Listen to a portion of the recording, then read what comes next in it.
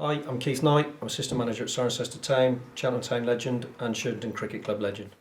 Steve Cleal, manager of Bishop's Cleeve FC. Next thing you know, you're John break Brough, on the Monday. There's always town manager. Alex Sykes, Shortwood United manager. Collicutt, Evesham United manager.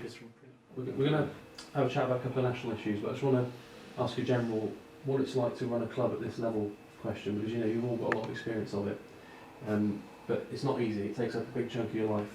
So what is the hardest thing about running a semi-pro club when you've got a job and you've got other things to worry about, because it can completely take over, I imagine.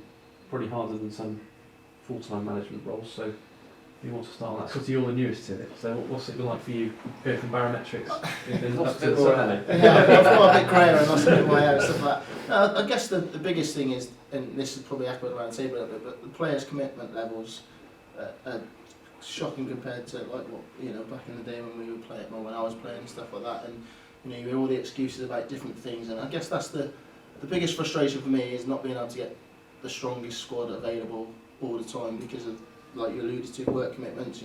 Tomorrow we go to Marlow midweek, and already I've had 2 or 3 lads saying, we're working till 5, 6 o'clock, so they want to be able to make the game. And obviously having never played professional football, but that just wouldn't happen because that's their job. So that for me is one of the biggest challenges, certainly in what I found the difference to when you're just playing on a Saturday afternoon 45 minutes down the road, when you're travelling a bit further. So the players' commitment is the biggest thing for me. Yeah. I think that's where you get strange results midweek. Absolutely. Every club. Yeah. So how did they beat them? On a Saturday it wouldn't happen. Midweek, because of the same reasons. People Yeah. are not available. And Yeah, absolutely. We played Stratford last Tuesday, and they named a team, and then the manager came in to see us and said, "Do you mind if I change my team sheet because I'm missing a car load?" And they didn't turn up till 10 minutes into the game. We won 3-0. I'd like to think we would have beat them anyway, but obviously it has a massive effect on them. They started with 11 outfield players and a substitute goalie, that was it. Yeah. So Marlow did that yeah. 2 weeks ago at your place, didn't they? Yeah. They turned up 5 minutes before the game. Yeah. Carlo got Yeah. I mean, I echo what Sooty says about players' commitment, training wise and playing wise, even on a Saturday. I mean, when we played, you woke up on a Saturday's football day, as far as I'm concerned, always has been, always will be. But some of the excuses you hear these days about, it's my girlfriend's birthday and I've promised to take her out for a meal, and if I go to Kingsley and I won't be back in time, so I'm not coming, or They get better each season. yeah. Absolutely. But it's so frustrating because if you do anything, if you find them or whatever, if they're not on a contract, they can just go and play down the road for the same money because they're not bothered. A lot of them aren't bothered. Bit of an issue just on the way driving over to the thing that comes up is Sunday football.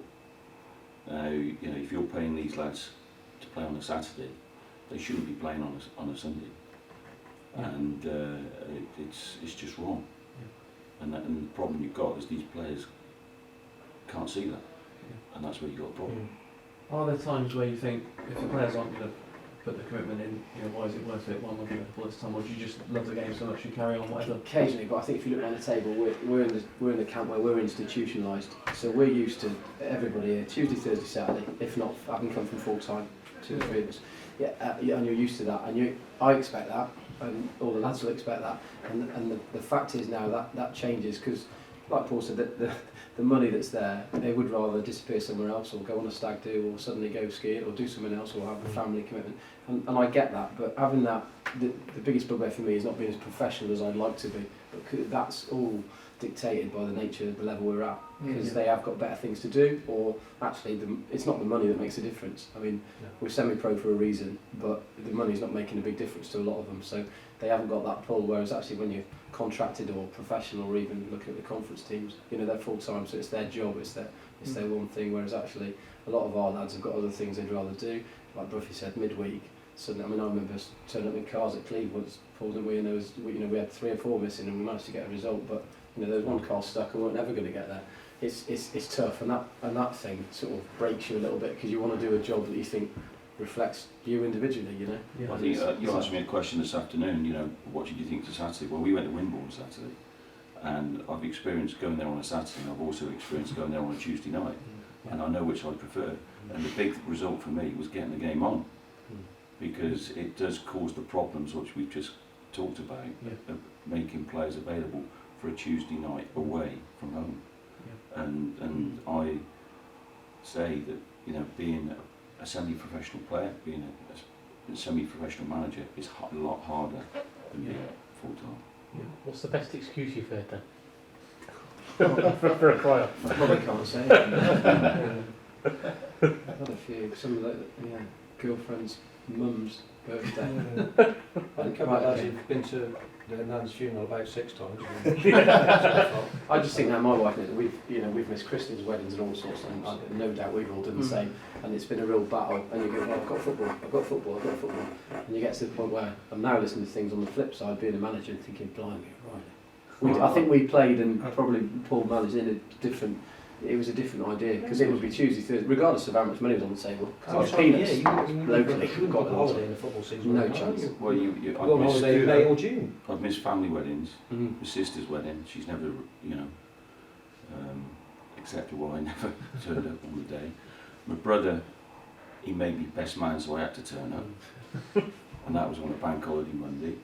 So as I said, we've all been there. You know, I remember over giving the Mr. years. Addison at Forest Green about 4 months grace, knowing that I was going to be best man at the wedding on the 28th, and it was playing against Hereford, so of course that was big for him as well. It was Forest Green against Hereford on 28th of December, and I got fined about 2 weeks' wages and didn't get my place back for about 3 months, which is what you'd like to do as a manager.